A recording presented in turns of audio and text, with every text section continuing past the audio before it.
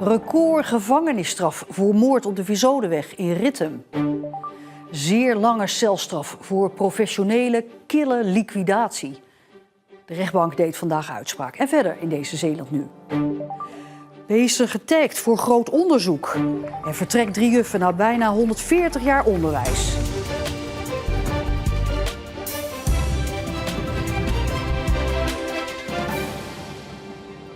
Goedenavond. Het is een gevangenisstraf zo hoog, die wordt niet vaak opgelegd. 27,5 jaar kreeg een 34-jarige man uit Vlaardingen vandaag van de rechtbank Zeeland-West-Brabant. Hij schoot op de Vizodeweg vlakbij Ritten van dichtbij 2 mannen neer.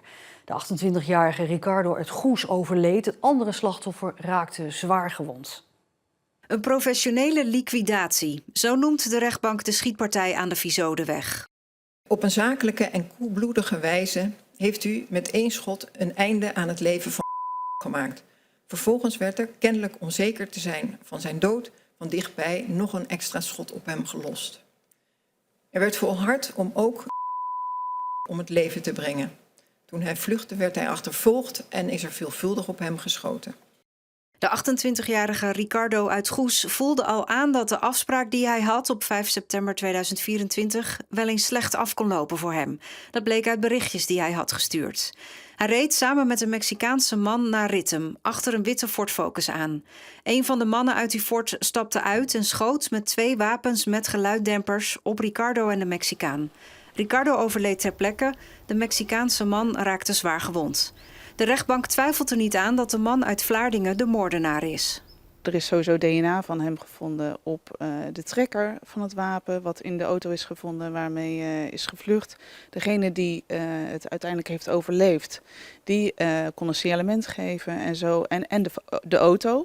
En zo hebben ze uiteindelijk die auto helemaal kunnen terugtraceren, gezien met camerabeelden wie daaruit zijn gestapt.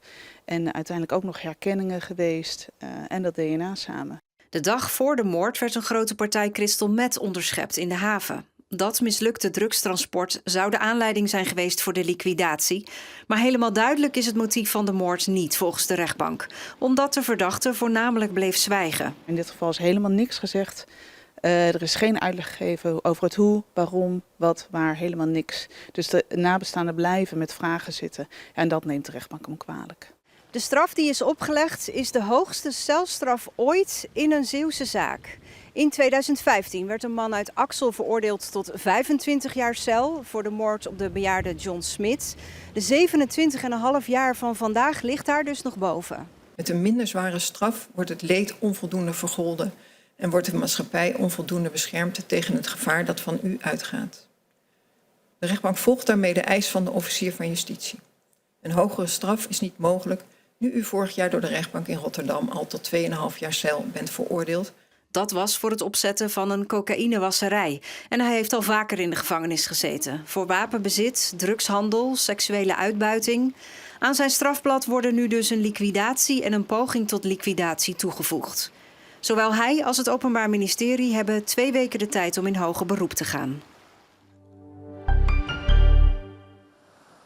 10 miljoen euro is niet genoeg om alle overlast te compenseren van de reparatie van de tunnelscheur.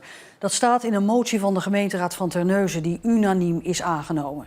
Vanwege de reparatie gaat de Westerschelde-tunnel vanaf januari 4 maanden gedeeltelijk dicht en kunnen auto's en vrachtwagens maar heel beperkt over en weer. De gemeenteraad van Terneuzen wil meer geld van provincie en Rijk, onder meer voor bedrijven die omzet gaan mislopen omdat ze hun klanten moeilijker kunnen bereiken. Bij Neeltje Jans zijn vandaag de hengels uitgegooid om haaien te vangen. Onderzoekers en sportvissers werken daar samen om meer te leren over die groeiende haaienpopulatie in de Noordzee. Daar is de eerste haai. Als er een haai wordt gevangen, halen de onderzoekers hem voorzichtig aan boord. Nou, dan meten we hem. Als hij onder de 50 centimeter is, gaat er een merkje in. Als hij boven de meter is, dan gaat er een merkje in. Dan schrijven we dat op. Zit hij daartussen, dan hebben we genoeg informatie van alle voorgangers die we gevangen hebben. Dan gaat hij los. 15 jaar geleden werden hier nauwelijks haaien gezien. Inmiddels zwemmen er duizenden voor de Zeeuwse kust. Maar hoe kan dat? Klimaatverandering, koudwatersoorten schuiven op naar het noorden, warmwatersoorten komen naar ons toe, dus de haaien en de roggen.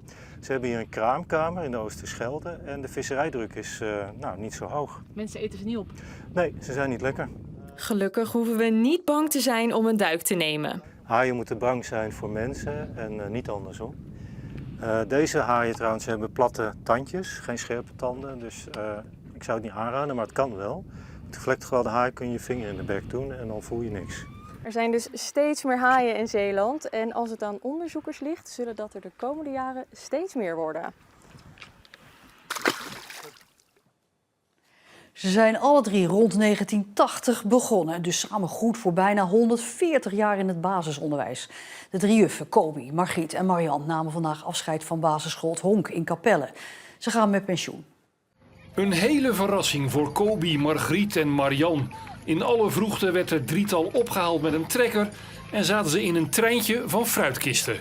Op iedere krat stond ook een foto van ons. En ja, zo zijn we met de trekker naar school gebracht. Helemaal versierd met blonden. Superleuk.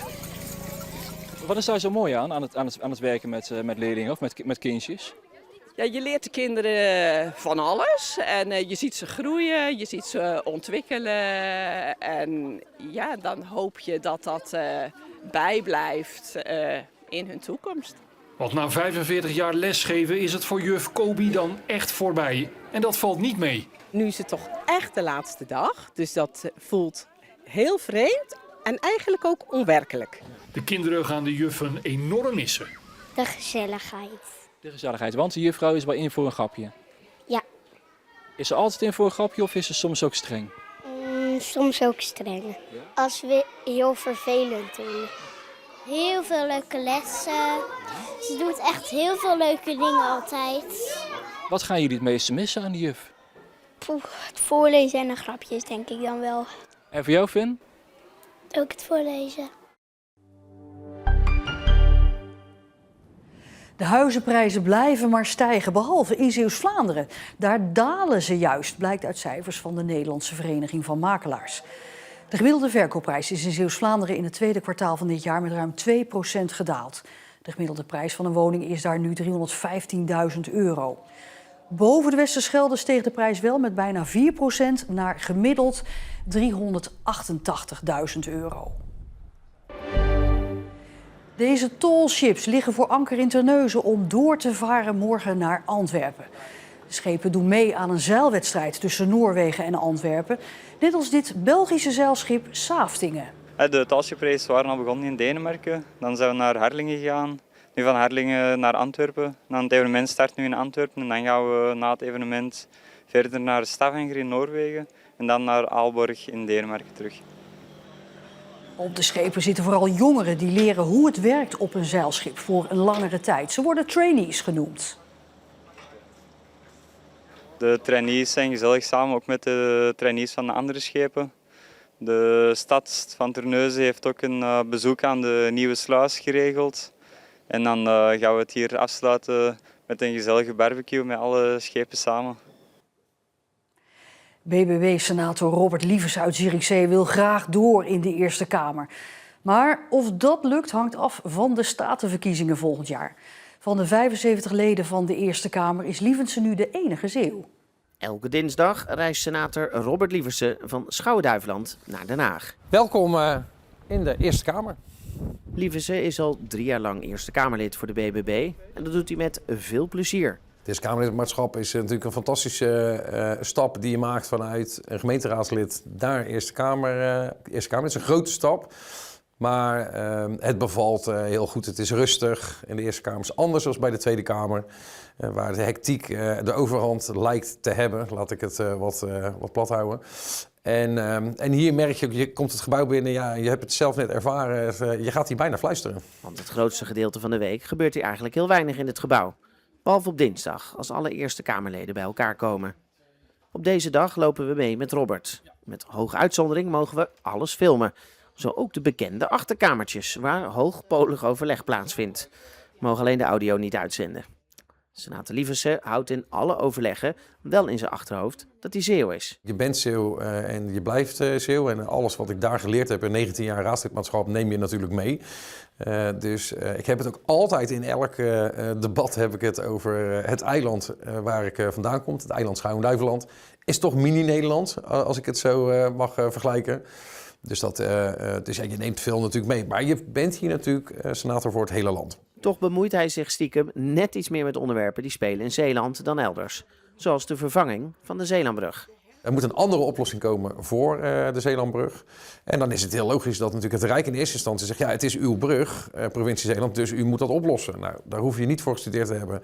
Dat ons dat als Zeeuwen, als provincie, dat valt niet op te hoesten. We hebben daar echt ook sowieso financiële hulp van het Rijk bij nodig. Nou, dan zijn daar hele grote lobby's op gang. Heel veel bestuurders vanuit Zeeland. Want vlak niet uit dat al die wethouders en burgemeesters, statenleden, gedeputeerden, nou, onze commissaris van de Koning, zich plat rijden en lopen richting Den Haag. Om wel voor de bakker te krijgen dat ook het Rijk die verantwoordelijkheid ziet voor zo'n Zeelandbrug. Wij doen dat als Kamerleden, stellen we daar vragen over. Nou, die vragen stel je iets eerder als je aan de voet van de Zeelandbrug woont. En dan kan je mensen ook goed uitleggen wat die Zeelandbrug voor ons is. Mensen, en dan bedoel ik eigenlijk onze collega-Kamerleden. En dan komt daar beweging in. En dat met een goed resultaat, want het Rijk gaat meedenken. Maar voorlopig echt meebetalen willen ze nog niet. Robert Lieverse houdt in ieder geval tot maart volgend jaar de vinger aan de pols. Maar zou het liefst ook na die verkiezingen nog door willen gaan. Ik heb gezegd ook, ik wil nog wel een periode door. En het is aan mijn partijbestuur en uiteindelijk aan de leden of zij dat ook vinden. En als dat zo is, op welke plaats ze mij op de lijst zetten. En dan nog de kiezer, die moet dan nog stemmen. Dat is het allerbelangrijkste, want de kiezer heeft altijd gelijk.